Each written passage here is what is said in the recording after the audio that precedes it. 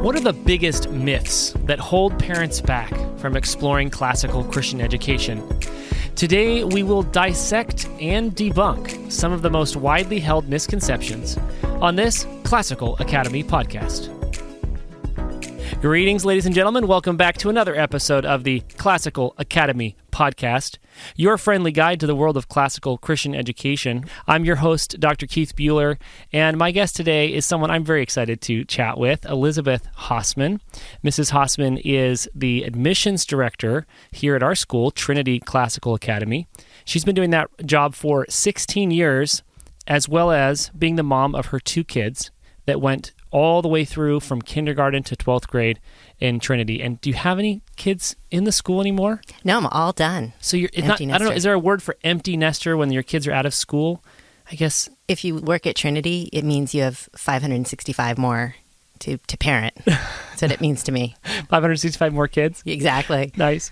Well, I love that Joni Mitchell song. I've seen the world from both sides now, and I'm really excited to hear you talk about both sides of this school kind of movement, the parent side and, the administrator employee side.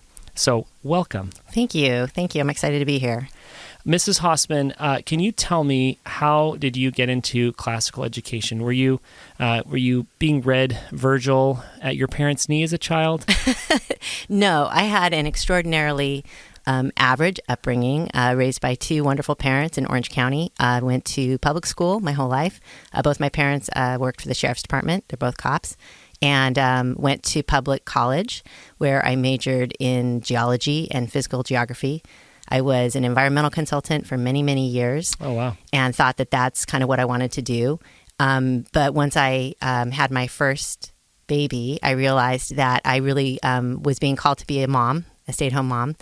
After I was a stay-at-home mom for a while, I got a job working for our church and volunteering. And that led me to get to know Liz Caddo at Trinity and enroll my daughter. And that sort of started the whole thing. I started working 3 hours a week. And about 7 years later, I realized that I was an admissions director. So you were admissions director in a classical school at that point, and you had not had any experience with classical education. We often find that people have either no idea what a classical school is like, or they have some vague stereotypes and preconceived notions that are really not rooted in reality. What did you have coming in, or what have you noticed that people kind of believe wrongly about a classical school coming in?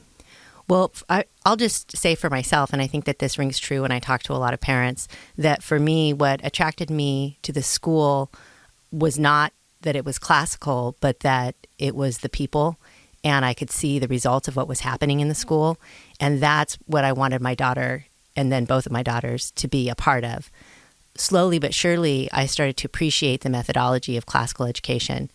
But I think for, the number one myth, I'll just, say the big elephant in the room for all those parents that are listening out there. Sure. And the number one objection mythology that I hear is the expense of private education.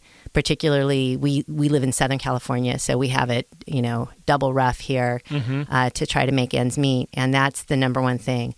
So, and we were definitely in that position. It was not on the table at all. We had not planned for it. We weren't expecting it. We had originally enrolled our daughter in a public school, and for our family and our daughter and where we were at the time, it was not a good fit. Mm-hmm.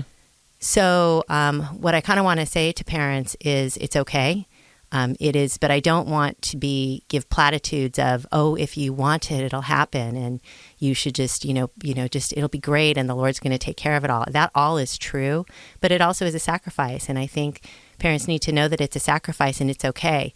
We sacrifice all the time financially for our children, all the time. It's not really about the expense, it's about the priority and whether the expense is worth it. Right. And in this case, this is something that you've seen people over and over again decide it actually is worth it. Yeah, it's the value. There's a reason why you buy a better car. It has a higher safety rating. You're more comfortable in it. It's going to last you longer. It's going to get you further. There's a reason why you buy real leather shoes rather than cheap canvas shoes. You make those value judgments all the time. Mm-hmm. And for some reason, it just feels harder for parents with the education value system. But a lot of schools offer tuition assistance. We offer a need-based tuition assistance program, and ours is extremely personal and compassionate, and it is administered not, we don't just do it like, one size fits all, but we really work with parents. So for a lot of families, it's a combination of things. It's making some immediate choices, making some long-term choices, maybe applying for some tuition assistance, talking to family, really praying about it. For some families, they make the move right away and figure it out later. And for some families, they plan for it for a year or two in advance. But it can be affordable. So that's the first myth, is the expense, that you see. Actually, there's ways to do this. Yes. It's workable and it's worth it. Yes. So there's also this worry that I've heard people talk about of, I don't know enough about education as a parent to decide what trajectory to send my child on. I'm just going to do what everybody else is doing. It's a kind of a fear of leaving the beaten path. What would you say to that? That's actually something that I work with parents on all the time. And it's one of my greatest pleasures in the job that I have, because I'm able to look right in their eyes and say, it's going to be okay. And you actually are equipped to make this decision. So the parents who are even listening to this podcast right now, you're listening to a 28-minute podcast on classical education. You are an uber parent. You're awesome. You're going to be okay. You're going to make the right decision. And it's all going to be in the right timing. So I think the number one thing I want to tell parents is relax and trust your judgment. Go to the information meetings, read the statistics. You can tell if you're getting the results that you want. And then I always encourage parents, come on campus, talk about, any question is a good question. There's no bad question. I encourage parents to ask questions like, what's your mission statement? What do you do when kids disagree with one another? What happens when kids are upset or in a fight? How do you deal with kids who struggle in school? Anything that you want to ask so that you can have the assurance that your student is going to be a fit here. And I believe that we have given away our rights as parents because we think that everybody else is smarter than us. Wow. So parents should have this attitude of curiosity about, is this school a good fit and does it have the things that I want? But they shouldn't be afraid to go get those answers. Yeah. Find out whether it's going to work. Absolutely. And they shouldn't assume that someone else is the expert on their child. They're the ones who are going to be able to come on campus and say, this is going to work for my child or it's not. And by the way, people all the time delay their decision. Mm-hmm. They say, we're going to do it in 6th grade. We're going to let them finish out the year. We're going to do it in 7th grade. And then sometimes they come back and say, I've changed my mind and we're going to do it mid-year. Yeah. And it's all okay. And I always tell parents, you're not giving them a tattoo. You can change your mind and you can try other things. Every student is different. Every year is different.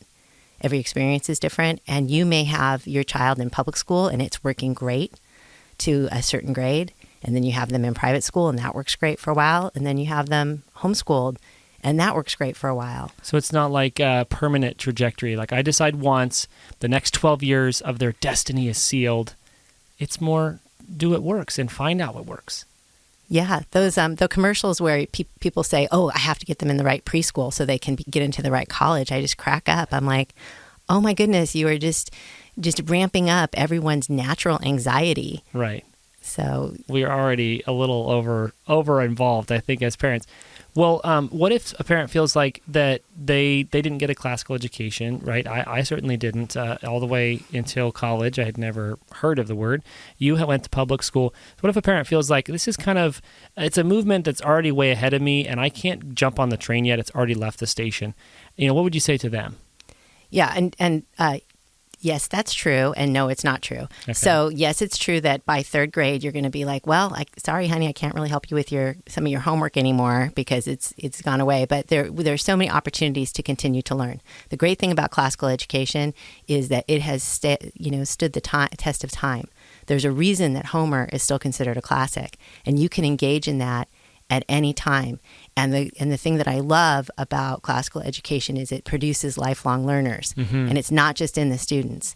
You see parents who are all of a sudden I have parents in the lobby all the time taking Latin now from our grammar school principal. We see people at our Trinity universities coming and wanting to learn because it's engaging and it's exciting.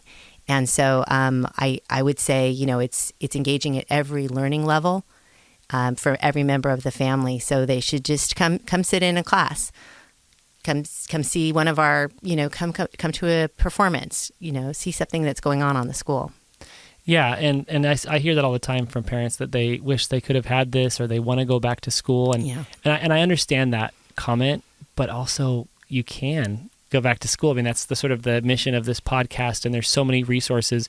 You actually can pick up Homer as a parent and crack. You could at least read the Spark Notes. I told one of my parents to read along with Aristotle with your child, or if you can't, Spark Notes is pretty good. I won't tell a student to do that, but a parent who's busy, it's better than nothing, and you actually get to be part of it. So now, when it comes to actually, let's say, diving into Latin or some of these things, they can sound pretty intimidating, at the front end. And a parent might worry that their child is just going to be bored. It's going to be ivory tower. It's going to be classics and dusty books from the beginning. What would you say to someone who's worried about the stereotype of boredom? Yeah, and that definitely is a corollary to, is my student going to be able to transition? Is it going to be too hard? Is it going to be boring? Are they going to be, I think they have a vision of them with a quill hunched over a desk, by candlelight. So the best way to answer that, again, is to invite people on campus. But we have another great thing about classical education is that it aligns where children are developmentally. So in the younger grades, kids are doing chants and songs and dances. There's lots of transitions. It's such an engaging environment. In junior high, when kids are naturally curious and they're naturally separating themselves from their adults and they have their own opinions and they're argumentative, we're teaching them to use logic. We're teaching them how to argue and explore ideas. And they're neither bad nor good, but you're going to have to back up what you're thinking. And when they're in high school and they're wanting to put it all together and they're wanting to hear what all the great thinkers of all time have said about the same thing that they struggle with, because it's the same things. Mm-hmm. It hasn't changed. Just because it's in a social media realm doesn't mean it's not the same topic, and we have answers for them. So it's extraordinary in that way, because we're not shoving, a square peg into a round hole, but we're working with the natural inclinations of students at every developmental age. Well, Mrs. Hosmann, I'm ready to enroll my child. This is very inspiring, very cool stuff. I want to take a break. We'll finish up segment 1 here. We'll come back with segment 2 and debunk a few more of these myths of classical Christian education with Mrs. Elizabeth Hosmann.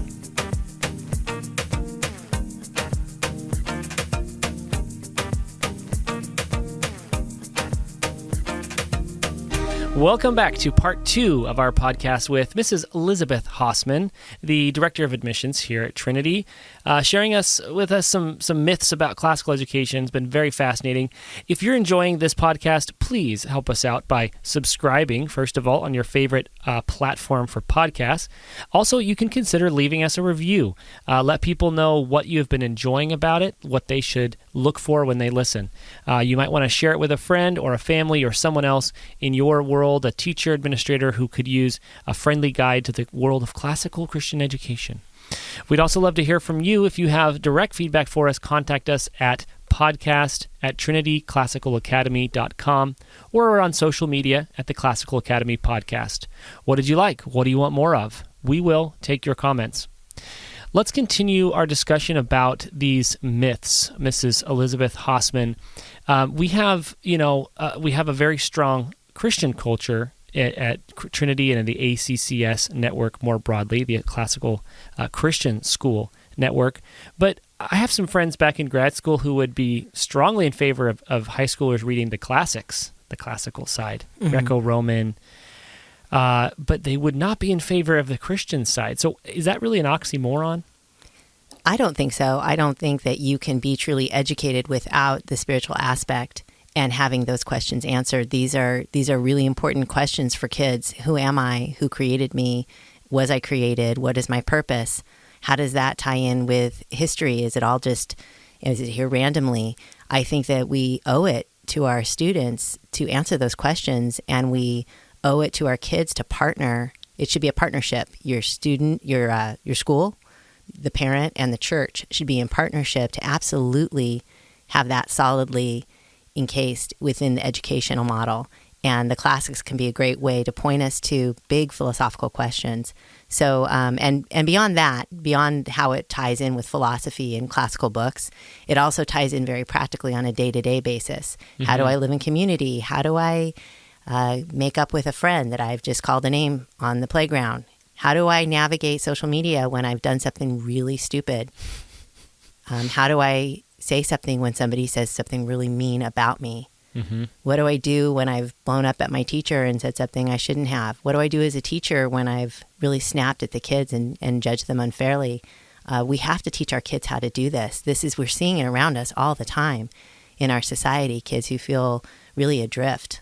So these are, in putting it in different words, this is, virtue training, right? This is the day-to-day, on-the-ground development of virtue and acknowledging our vices and these things. And then there's the wisdom aspects. So they actually go together. Right, and it's not platitudes. It's practical one-on-one experience because you're walking through life with these trusted teachers. When you think about how many hours your student is spending with the teachers and the administrators at school, they're really a big part of their character formation. So as a parent, you want to make sure that they are speaking in your voice, that they are putting forth the same kinds of solutions to life's problems that you would. It breaks my heart when I see kids just trying to navigate these big things by themselves or going to their peers. So a group of 13-year-olds are all deciding the best way to do things. I mean, we've all read Lord of the Flies. We see how that story turns out. But they need our wisdom and our guidance and to be in community.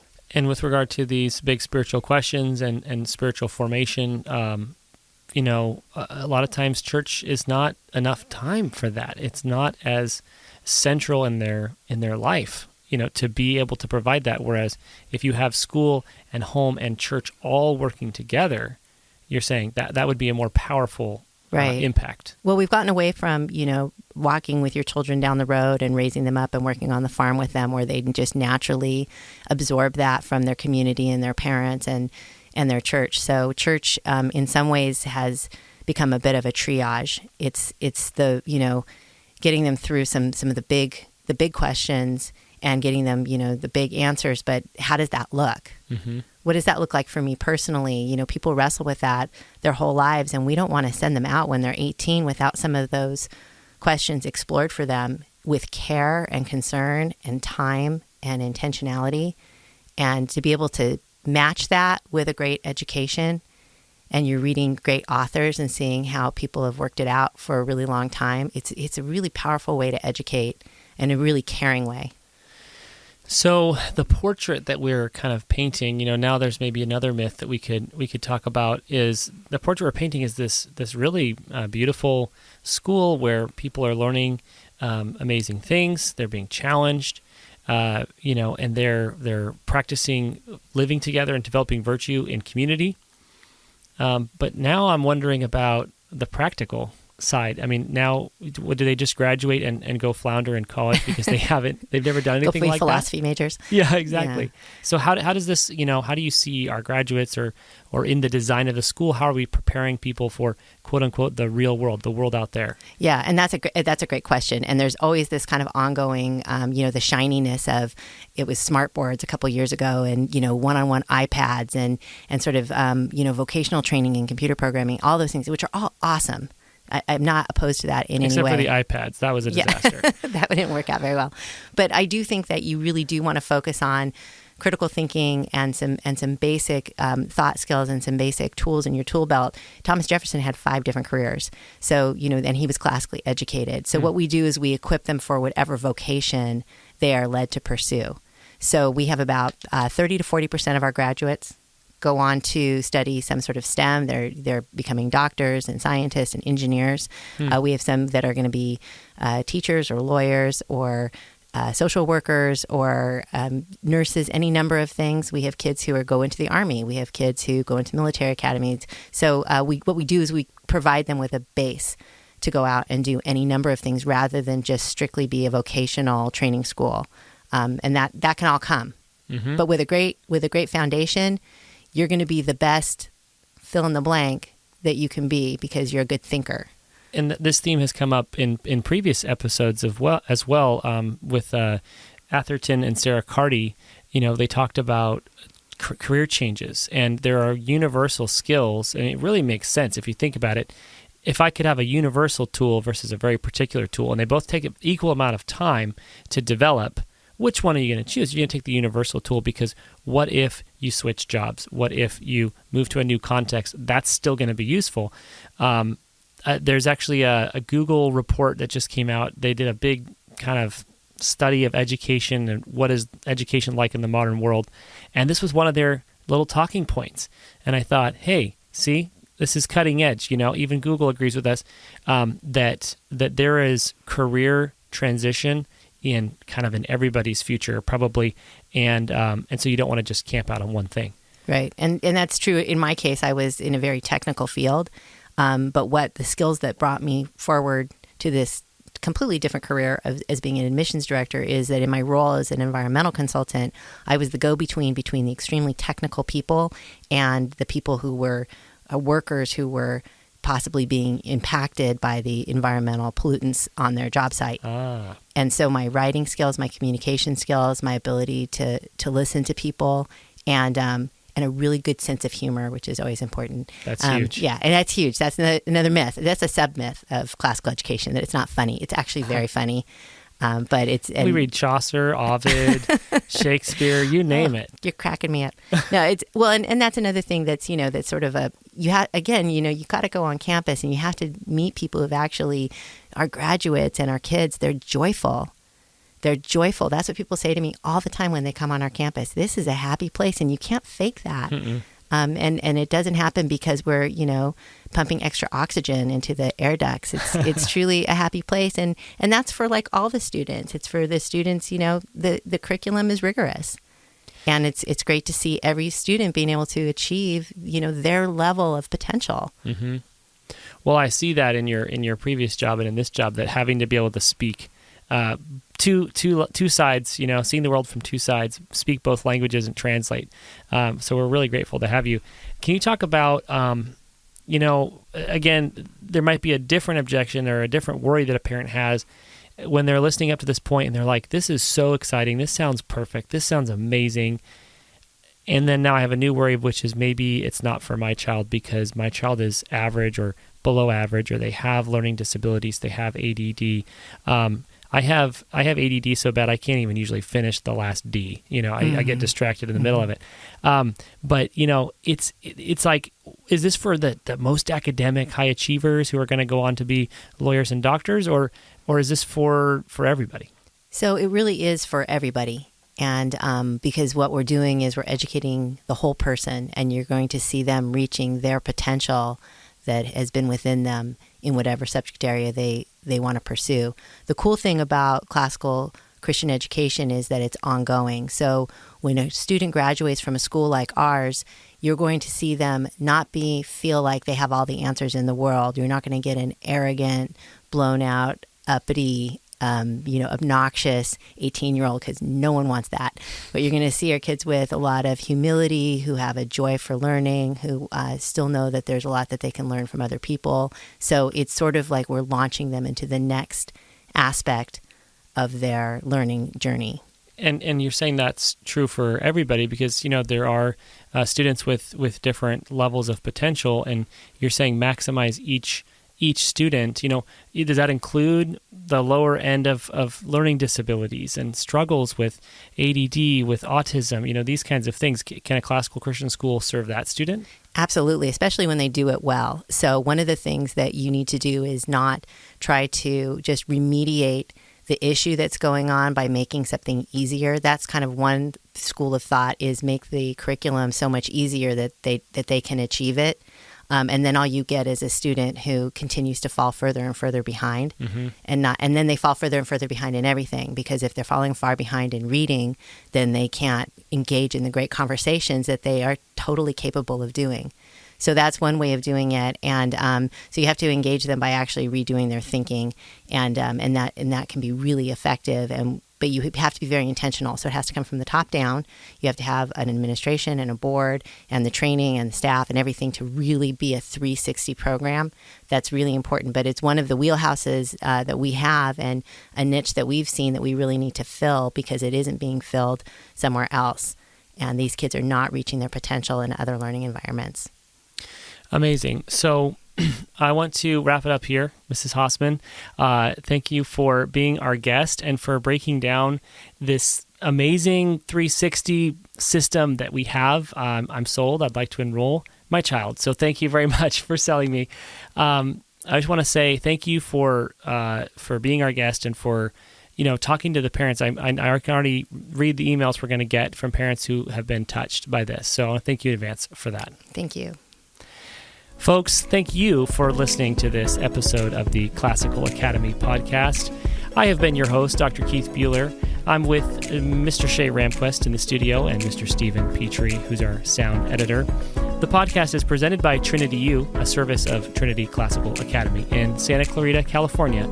Until next time, let's all continue to grow in wisdom, in virtue, and the love of God.